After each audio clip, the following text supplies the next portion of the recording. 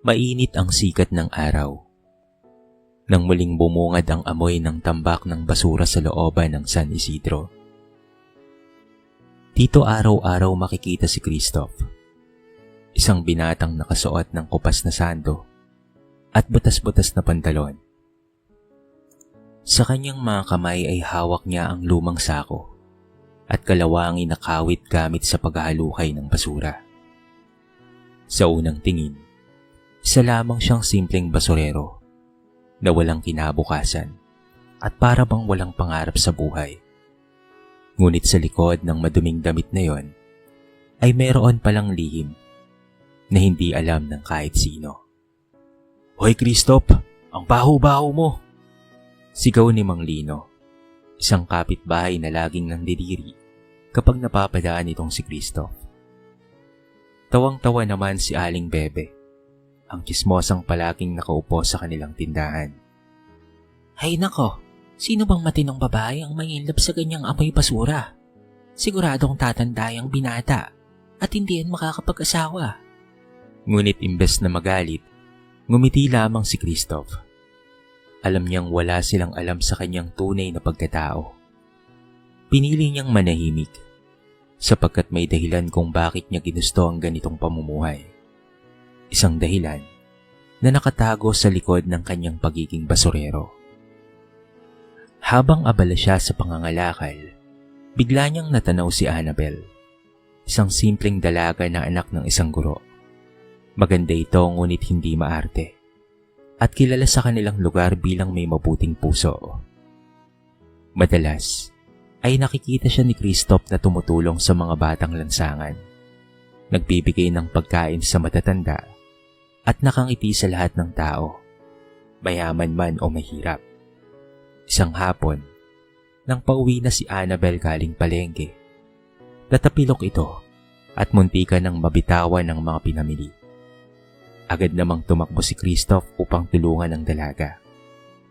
"Miss, humawa ka dito," mahinaong sabi ni Christoph habang inaayos ang mga gulay na kumalat. Nagulat si Annabel, hindi dahil sa itsura ni Christoph, kung hindi dahil sa kabaitan nito. Sanay na siya na iniiwasan ng mga tao si Christoph dahil basurero ito. Ngunit ngayon, siya mismo ang nakaranas ng malasakit ng binata. Salamat sa iyo, Christoph ha. Kung hindi dahil sa iyo, baka nagkalat na ang lahat ng mga pinamili ko. Magaan ang tono ni Annabel. Dahil doon, ay napangiti si Christoph. "Walang anuman, Annabel. Basta't para sa iyo. Kahit ano ay gagawin ko." Napahinto si Annabel. "Para sa akin?" Medyo nahihiyang tanong nito. Natawa naman si Christoph. Ay, ang ibig kong sabihin, kahit sino man ay tutulungan ko, kung kaya ko." Ngunit sa kaloob-looban niya, may kakaibang damdaming unti-unting umuusbong para kay Annabel. Hindi ito tulad ng dati niyang mga nakilala. Ibang-iba ito. Hindi tulad ng mga babaeng tumitingin lamang sa yaman o ganda ng katawan. Para kay Christoph, si Annabel ang babaeng hinahanap niya. Ang babaeng hindi tumitingin sa panlabas, kung hindi sa puso. Mula nga noon, ay naging magkaibigan na silang dalawa. At may mga pagkakataong nagkakasama. Ngunit hindi naging madali ang lahat. Sa likod ng kanilang mga ngiti, may mga matang nakamasid. Ito ay sina Aling Bebe at Mang Lino, na agad nang nag-isip ng masasabi. Naghihintay ng tamang oras para ipakalat ang isang chismis patungkol sa basurerong nakikipagkaibigan sa disenteng dalaga. Samantala, sa hindi kalayuan, nakatayo ang isang sasakyan na may nakasombrerong lalaki sa loob. Tahimik itong nakamasid kay Christoph. Nakamasid sa lahat ng kanyang ginagawa. Hindi alam ng lahat, lalo na nitong si Annabel, na ang binatang kanilang tinatawag na basurero ay hindi pala ordinaryong tao, kung hindi ito ang nag-iisang anak ng pinakamakapangyarihang tao sa kanilang bayan. Walang iba kung hindi si Gobernador Don Agustin. Muling bumangon si Christoph ng madaling araw. Sanay na siya sa ganoong routine. Gising bago sumikat ang araw. bitbit ang sako at pumupunta sa tambakan ng basura. Habang ang iba ay natutulog pa sa malamig na higaan, siya ay abala ng naghalukay ng mga bote, plastic at anumang pwedeng ibenta para sa kaunting kita. Habang lumalakad sa makipot na eskinita, pinagmamasdan siya ng mga tao na tila ba isang salot.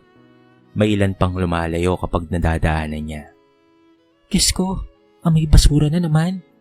Reklamo ng isang ginang. Nako, kung may anak akong babae, hindi talaga ako papayag na lumapit sa ganyang klaseng lalaki ang anak ko. Dagdag pa ng isa. Ngunit hindi nagpatalo si Christoph. Hindi niya hinayaan na wasakin ng mga salita ang kanyang araw. Alam niya kung sino siya. At higit sa lahat, alam niya kung bakit niya pinili ang landas na ito. Habang nagbubuhat siya ng mabibigat na sako, biglang bumusina ang isang mamahaling sasakyan sa kanto. Isang itim na SUV na hindi karaniwang nakikita sa kanilang lugar. Bumukas ang bintana nito at lumabas ang malamlam na tinig. Christoph, anak! Napatigil si Christoph. Kilala niya ang tinig na iyon. Hindi siya pwedeng magkamali. Papa? Mahina niyang sagot. Lumabas mula sa sasakyan ng isang lalaking nasa mahigit 50 anyos. Matikas at makapangyarihan ang tinig nito. Siya ay si Gobernador Don Agustin, ang ama nitong si Christoph. Nakasalamin nito at pormal ang pananamit. Malayong malayo sa itsura ng anak niyang punong-puno ng dumi at pawis. Hanggang kailan mo ipagpapatuloy ang larong ito, anak? Tanong ni Gobernador. Malamig ang boses. Hindi ito laro, Papa. Mariing sagot ni Christoph. Gusto kong makita kung may babaeng mamahalin ako. Kahit walang-wala ako. Kahit busurero lang ako sa paningin nila. Umiling si Don Agustin. Halatang hindi sang-ayon sa ginagawa ng kanyang anak. Pero anak, hindi mo na kailangang pahirapan pa ang sarili mo. Ikaw ang nag-iisang tagapagmana ng lahat ng pinaghirapan ko. Sa iyo mapupunta ang mga negosyo, ang mga ari-arian, at higit sa lahat, ang pangalan ng ating pamilya. Napayoko si Christoph. Pero ano ang halaga ng lahat ng iyon kung wala naman akong makakasamang totoo na nagmamahal sa akin? Papa, hindi lahat ng babae ay totoo. Nakita ko na kung paano silang nagbabago kapag pera at kapangyarihan ang usapan. Ayokong mabuhay na puro pakitang tao lamang ang nasa tabi ko. Napatahimik ang gobernador sandali. Kung ganon, wika nito, mag-iingat ka anak ha. Hindi lahat ng tao ay kaya ng inaakala mo. May mga taong susubukan kang pabagsakin. At baka pati ang babaeng yon na nagustuhan mo. Hindi mo pa kilala ang buong pagkatao niya. Saglit na nagdilim ang mukha ni Christoph. Alam niyang tama ang babala ng kanyang ama. Ngunit sa puso niya, naniniwala siyang si Annabel ay naiiba. Habang papaalis na ang SUV, may mga nakakita sa pag-uusap nila. Isa na nga roon si Aling Bebe, na agad na tumakbo sa tindahan para ikwento ang kanyang nakita. Mga kapitbahay, hindi niyo alam ang nalaman ko. May kakaibang koneksyon pala yung basurero na yan na si Christoph. At kung hindi ako nagkakamali, mayaman ang pinagmulan. Hindi naman pinansin si Aling Bebe ng kanilang mga kapitbahay. Sapagkat, sino nga bang mag-aakala na si Christoph na isang basurero ay may koneksyon sa isang mayamang tao? Nagbulong-bulungan lamang ang mga ito. Pero ganun pa man, ipinakalat pa rin ni Aling Bebe ang chismis. Pero bago pa man makumpirma ang lahat, iba yung kahihiyan at pagmamalit muna ang haharapin ni Christoph. At sa panig naman ni Annabel, hindi niya alam na ang simpleng basurerong kanyang kinakaibigan ay mayroon palang itinatagong katauhan, isang lihim na magbabago sa kanilang buhay kapag ito'y tuluyang nabunyag. Isang hapon, habang naglalakad pa uwi si Annabel mula sa paaralang pinagtatrabahuhan ng kanyang ina, nakita niya si Christoph na nagbubuhat ng mabigat na sako ng mga bote at plastic. Basang-basa ito ng pawis. Marumi ang mga kamay. Ngunit may ngiti pa ring pilit na lumilitaw sa kanyang mukha. Christoph? Tawag ni Annabel, sabay lapit sa binata. Napalingon ito at agad na sumilay ang tuwa sa kanyang mga mata. Annabel, kamusta ka na? Gusto mo bang tulungan kita sa mga dala mo? Humiling si Annabel, sabay tawa. Naku, hindi na. Ikaw nga ang mas maraming dala eh. Pero, may libreng oras ka ba mamaya? Baka gusto mong samahan ako. May bibilin lang akong gamot para sa mga alaga kong aso. Ngumiti si Christoph at tumango. Oo naman, kahit saan, kahit kailan. Basta't para sa iyo at kasama ka. Game ako dyan. Ngunit bago pa man sila makalayo, isang malamig na tinig ang sumabat.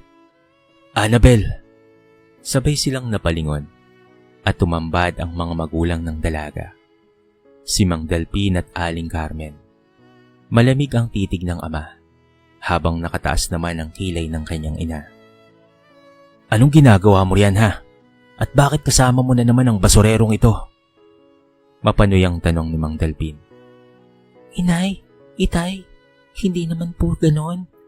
Mahina at nagugulo ang paliwanag ni Annabel.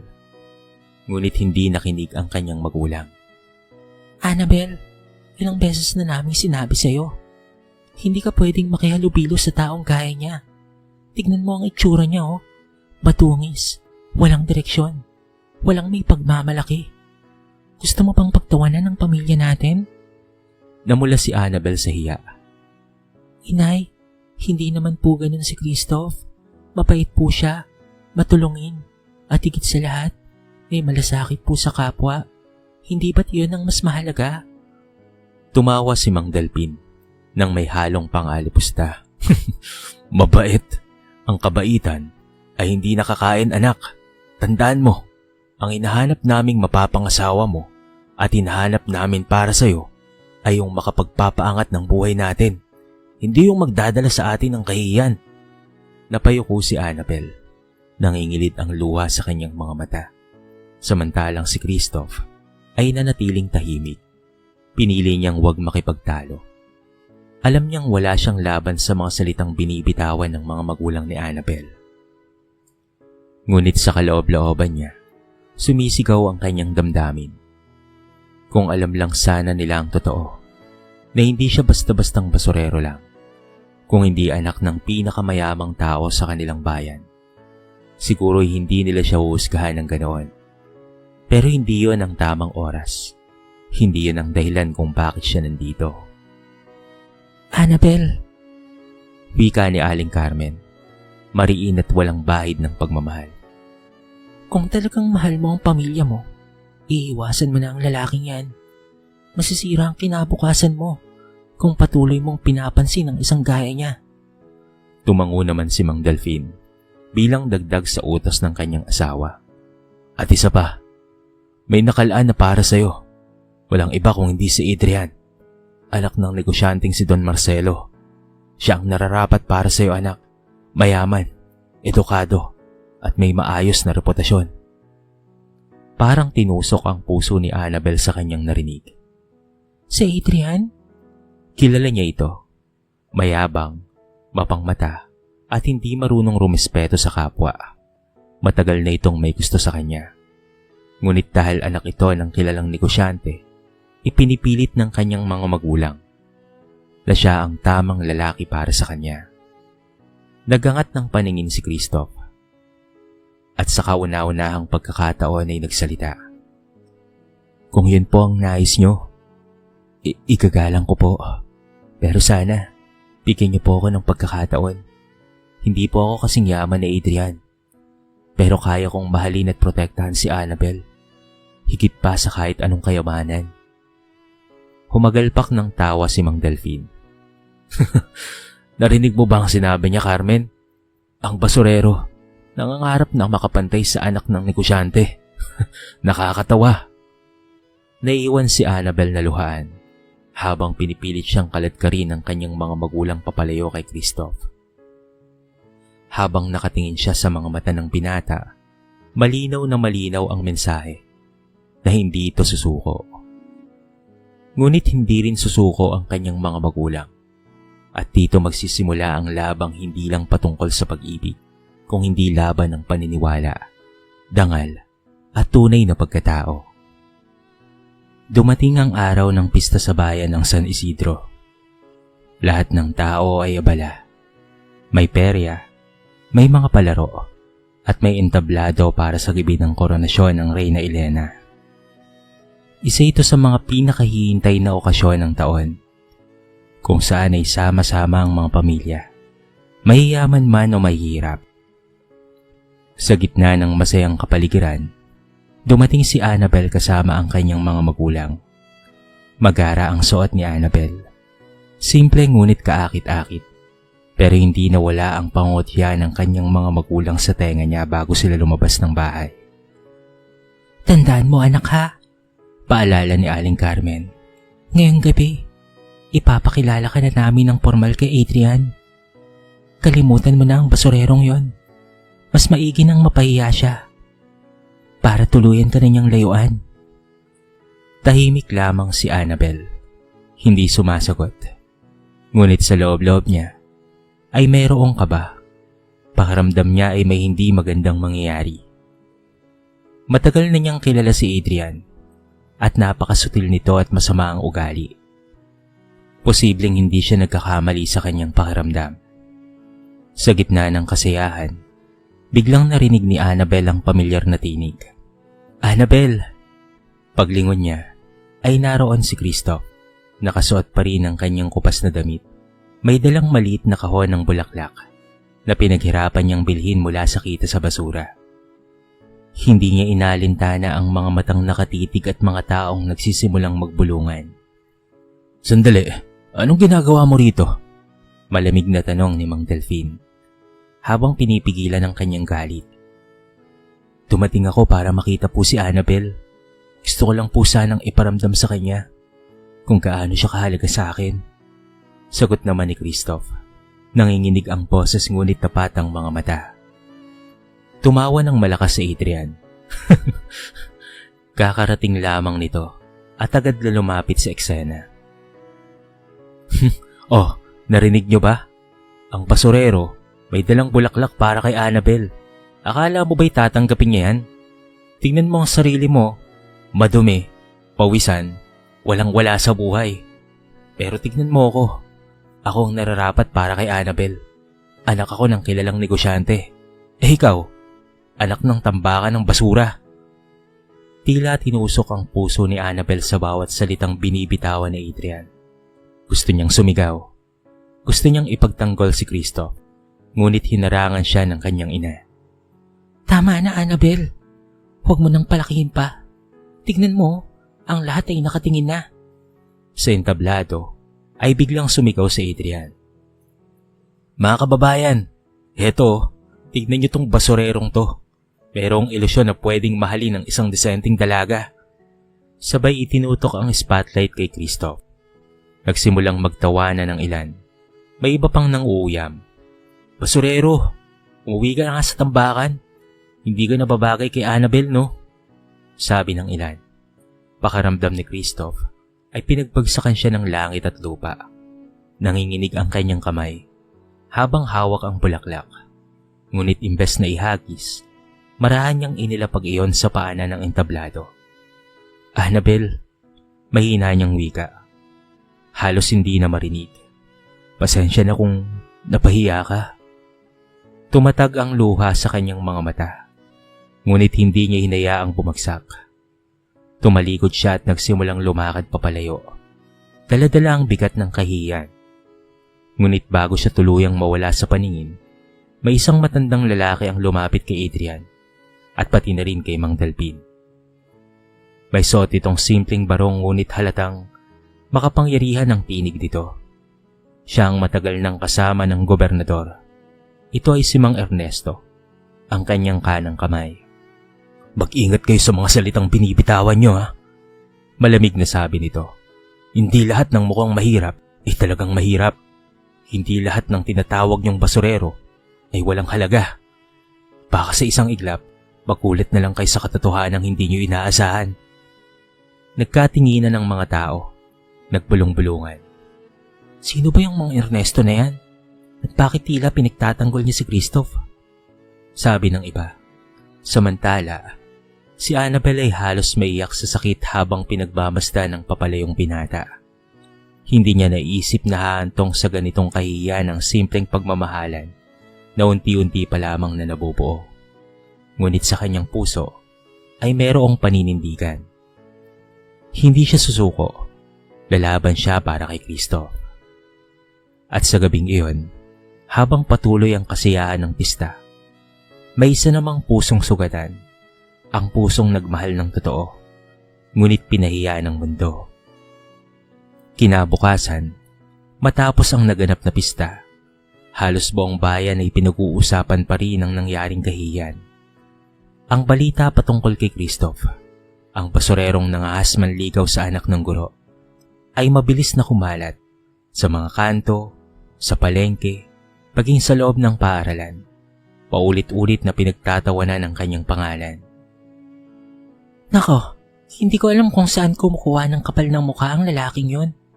Sabi ng isang tindera.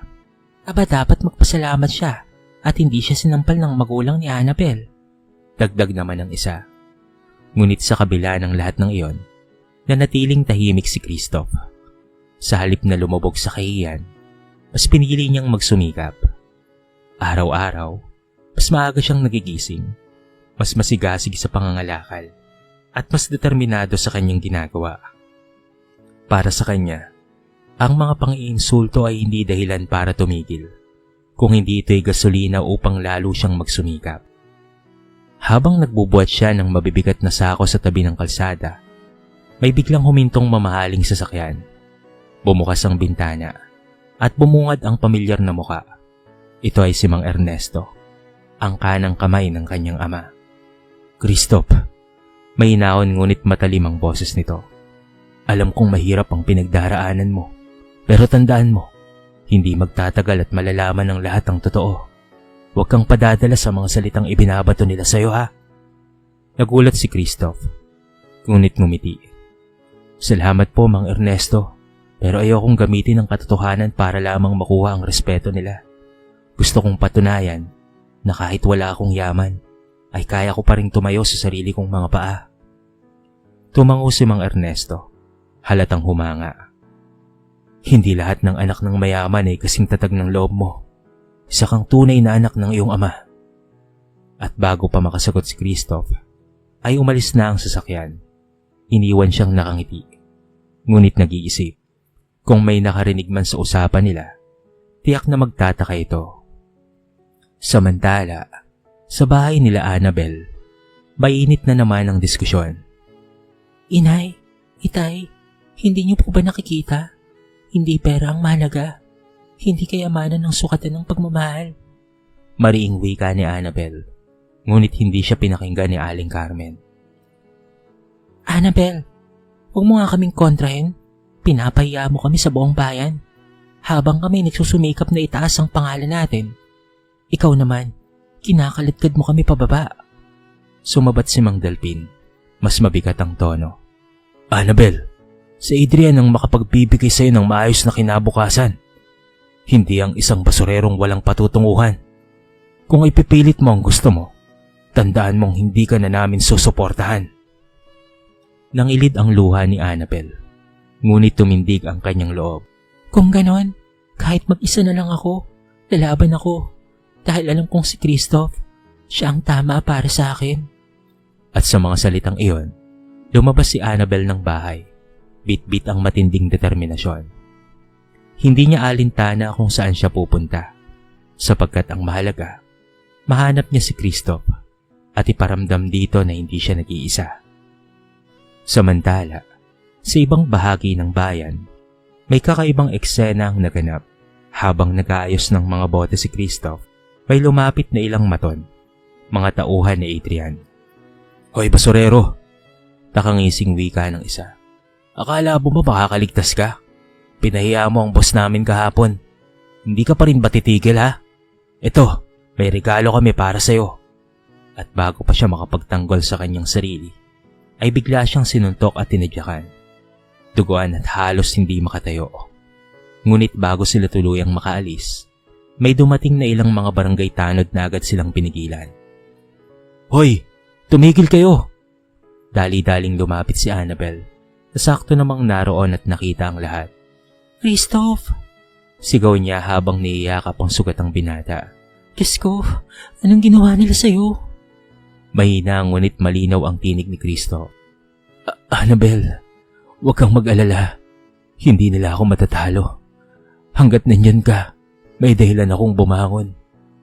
Sa harap ng lahat ng nakamasid, nakita ng mga tao ang katotohanan na hindi basta-bastang basurero si Christoph. Meron siyang tapang na paninindigan at higit sa lahat, isang pusong handang magmahal ng tapat. Ngunit sa likod ng mga pangyayaring ito, unti-unti nang lumalabas ang kanyang tunay na pagkatao. At sa susunod na mga araw, may mangyayaring hindi na kayang itago pa. Isang revelasyong yayanig sa buong bayan.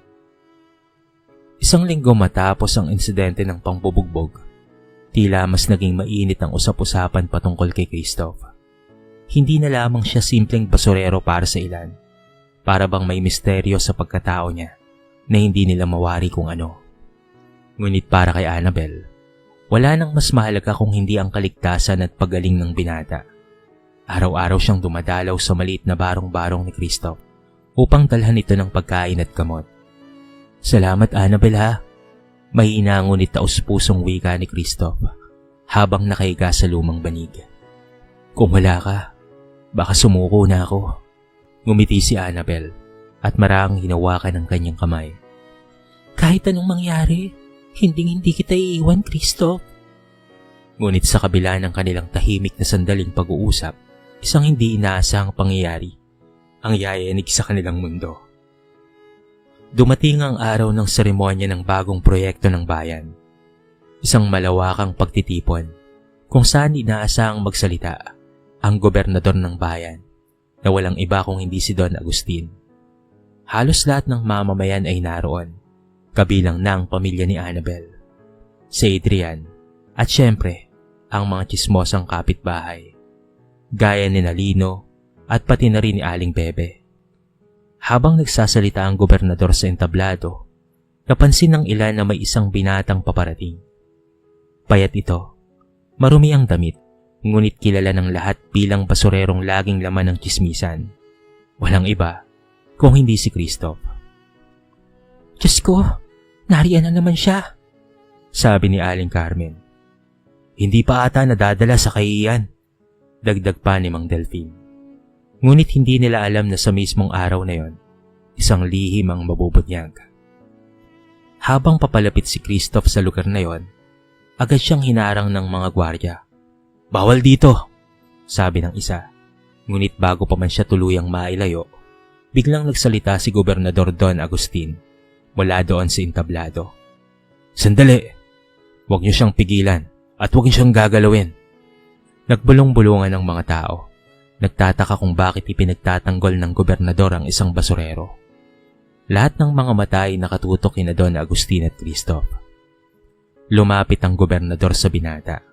At sa kauna-unahang pagkakataon, kita ng buong bayan ang malambot at mapag-arugang mukha ng makapangyarihang tao.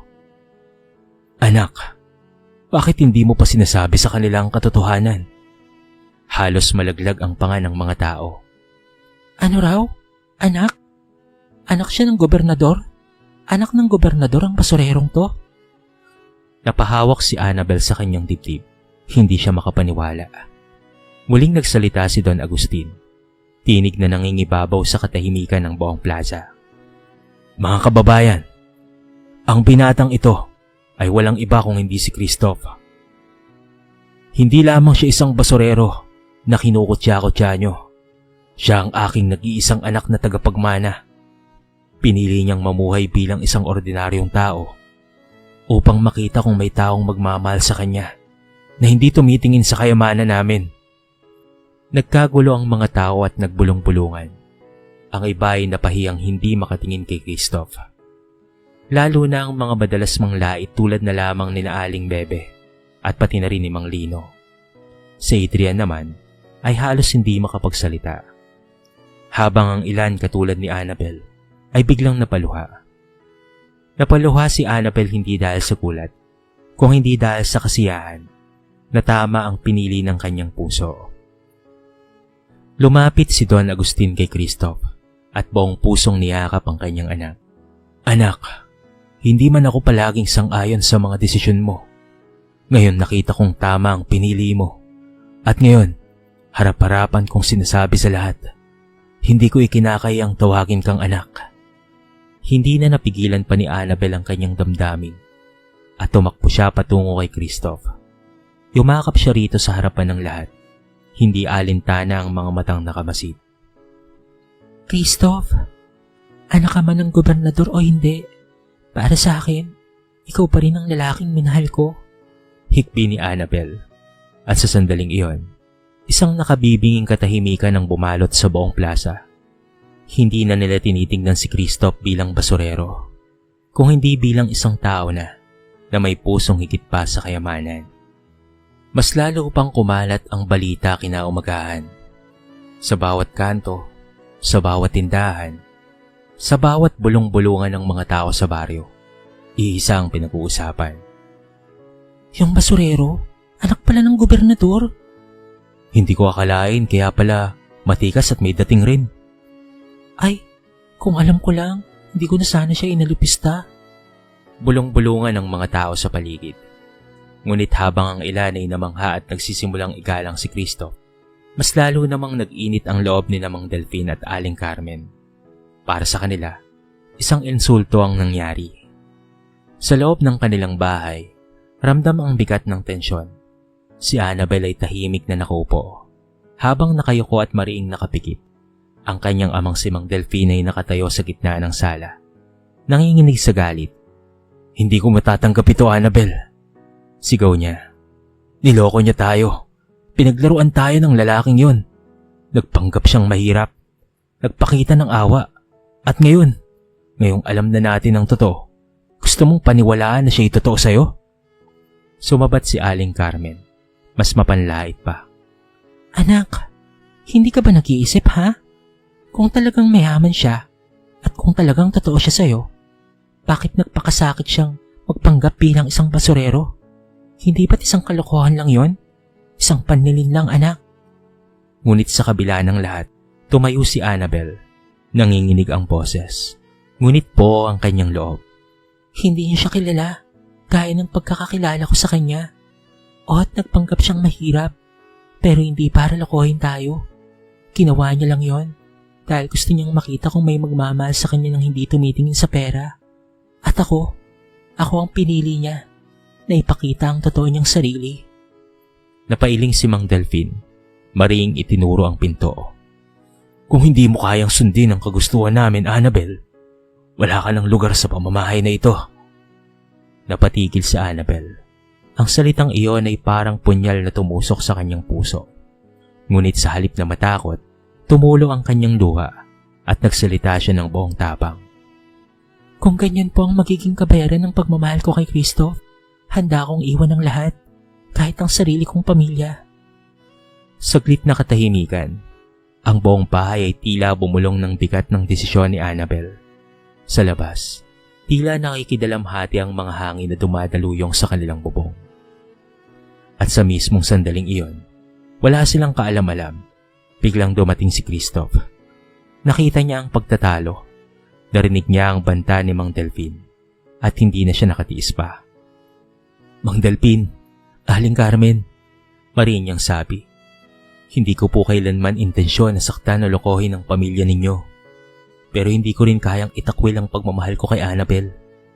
Kung kailangan kong patunayan sa inyo na ang pagmamahal ko ay totoo, gagawin ko po ang lahat, kahit po gaano kahirap. Ngunit hindi pa rin natitinag ang magulang ni Annabel. Sa halip, isang tinig mula sa pintuan ang gumulat sa lahat. Kung ganon, hayaan niyo akong magpatunay. Paglingon nila, naroon si Gobernador Don Agustin, nakatayo at matikas, dala ang bigat ng kanyang pangalan at kapangyarihan. Kung hindi niyo pa rin pinapaniwalaan ang kabutihan ng anak ko, at hindi niyo pa rin ito nakikita, ako na mismo ang magpapatunay sa inyo. Hindi siya basta basurero lamang. Napakabuti ng anak ko. kahit pa napakarangyan ang aming pamumuhay, mas pinili niyang maghirap pansamantala para mahanap ang tunay na babaeng kanyang mamahalin at mamahalin siya ng totoo sa kung ano man ang kalagayan niya sa buhay. Mabuting tao ang anak ko. Namilog ang mga mata ni na Mang Delfin at Aling Carmen. Ang gobernador na mismo ang humarap sa kanila. Ang gobernador na nagtanggol sa kanyang anak kahapon. Isang bagay na hindi nila kailanman naisip na mangyayari. Tahimik sa buong sala matapos magsalita ng gobernador. Para bang huminto ang oras. Nakatitig si Mang Delfin at Aling Carmen sa gobernador. Hindi makapaniwala na sila mismo ang kinakausap ng pinakamakapangyarihang tao sa kanilang bayan. Ginong gobernador, nauutal na wika ni Mang Delfin. Patawad kung naging bastos kami. Hindi lang po talaga kami makapaniwala na siya po ang anak ninyo. Ngunit bago pa makasagot si Don Agustin, biglang sumingit si Christoph. Mariin ang boses niya, puno ng emosyon. Hindi po ito patungkol sa kung sino ang ama ko o kung gaano po kayaman ang pamilya namin. Meron lang po sana akong gustong malaman.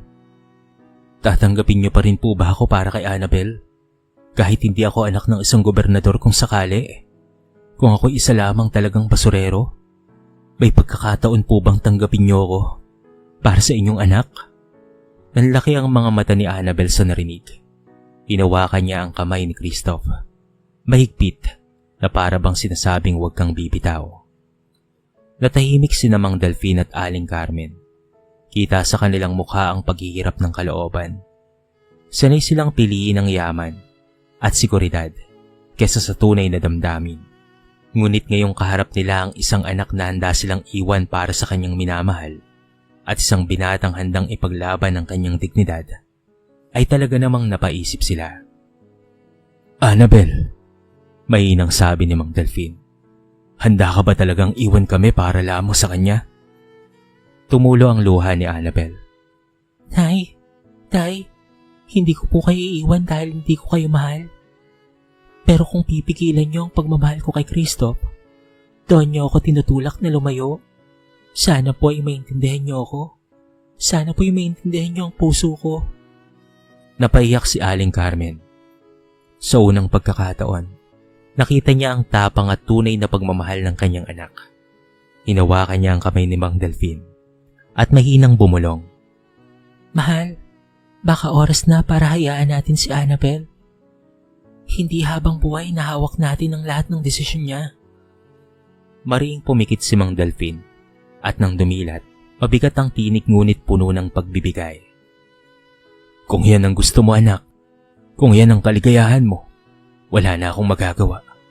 Pero sana Christoph, lumingon siya sa binata.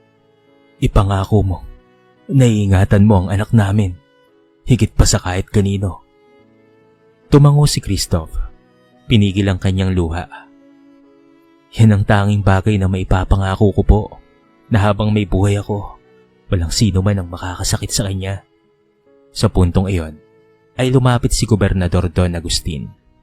Ipinatong ang kamay sa kanyang anak. Ngayon malinaw na ang lahat. Hindi ang yaman o kapangyarihan ang magtatakda ng halaga ng isang tao, kung hindi ang kabutihan ng kanyang puso. At anak ko si Christoph, hindi lang dahil sa dugo, kung hindi dahil sa pagpili niyang maging totoo sa kanyang sarili. Nagkatinginan sina Christoph at Annabel. Sabay nang umiti sa gitna ng luha. Sa wakas, wala nang humadlang sa kanilang pagmamahalan. Sa labas ng bahay, nagsimulang magtipon ng mga kapitbahay na usisero. At nang makita nilang lumabas sina Christoph at Annabel, magkahawak ang kamay, iba na ang bulungan nila. Hindi na pangalipusta, kung hindi paghanga. Grabe, sa kabila ng lahat, siya pa rin ang pinili. Tunay ngang mahal niya si Annabel, kahit anong mangyari. Ang basurerong kinukutya natin noon, siya pala ang taong may pinakamalinis na puso. Pagkaraan ng ilang mga araw matapos ang tensyon sa bahay ni na Annabel, muling bumalik si Christoph. Pero hindi na siya ang dating nakapangbasurero at may bitbit na sako. Isang hapon, Nagulat ang buong baryo nang makarinig ng malakas na tunog ng makina. Isang itim na napakamahal na kotse ang dahan-dahang humihinto sa tapat ng bahay ni na Annabel. Bumukas ang pinto at isa-isang bumaba ang mga bodyguards na nakaitim. Maayos ang tindig at kagad na pumwesto sa paligid. Nagbukas ang pintuan ng sasakyan. Bumaba si Christoph, naka-Amerikana, makisig at halatang tunay na Ginoo. Ang kanyang presensya ay tila sumabog na liwanag sa buong baryo. Ang mga taong dati nanlilibak sa kanya, ngayon ay napapabulong ng paghanga. Diyos ko, si Christoph pa yan? Hindi na siya yung basurerong nakikita natin dati, no? Oo nga, parang ibang tao na. Pero siya pa rin yung mabait na may maamong muka. Dala ang kumpiyansa ngunit nananatiling mapagpakumbaba. Lumapit si Christoph sa bahay ni na Annabel. Hindi na siya nakayuko tulad ng dati. Sa halip, taas no siyang humarap kay Mang Delfin at Aling Carmen na naninibago sa kanyang anyo. Magandang hapon po, magalang niyang bati. Narito po ako para sunduin po si Annabel. Sandaling katahimikan, nagkatinginan sina Delfin at Aling Carmen. Bakas ang gulat at bahagyang pag-aalangan. Ngunit sa dulo, tumango si Mang Delfin. Christoph, anak, pasensya ka na. Pasensya ka na sa mga naging asal namin noon sa'yo. Gusto lang talaga naming maging maayos ang buhay ng aming anak. Sana maintindihan mo kami. At sa nakikita ko naman, tama naman talaga ang iyong ama na ikaw ay mabuting tao. Ni minsan ay hindi ka sumagot sa amin. At ni minsan ay hindi ka nagpakita ng kasamaan ng ugali sa aming mag-asawa. Kahit pa sobrang nilalait ka na namin. May tiwala kami sa iyo, Christoph. Naiingatan at mamahalin mo ang aming anak. Naghawak kamay ang mag-asawa na si Mang Delfin at Aling Carmen habang may luha sa kanilang mga mata. Maya-maya, Annabel, tawag ni Mang Delfin.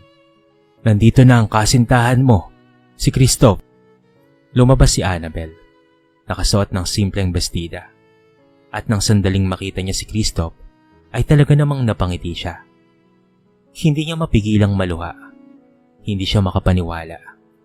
Ang lalaking dating nilalapitan niya habang marumi at pawisan, ngayon ay nakatayo sa harap niya bilang tunay na anak ng gobernador. Napakaayos ng tindig at napakaganda ng kasuotan. Lumapit si Christoph at maraang kinuha ang kamay ni Annabel. Annabel, aniya, ngayon ay wala na akong itinatago. Pero tandaan mo, ang lalaking nakilala mo bilang basurero at ang lalaking nakikita mo ngayon ay isa. Ako pa rin si Christoph, ang lalaking nangakong mamahalin ka higit sa lahat. Hindi na nakapagsalita pa si Annabel. Tumulo ang kanyang luha habang yumayakap kay Christoph sa harapan ng lahat. Nagsimula namang magpalakpakan ng mga tao sa paligid. Ang mga kapitbahay na minsang umalipusta sa kanya ay ngayon sumisigaw ng pagbati. Mabuhay kayo, Annabel at Christoph! Bago sila umalis, muling lumingon si Christoph kina Mang Delfin at Aling Carmen.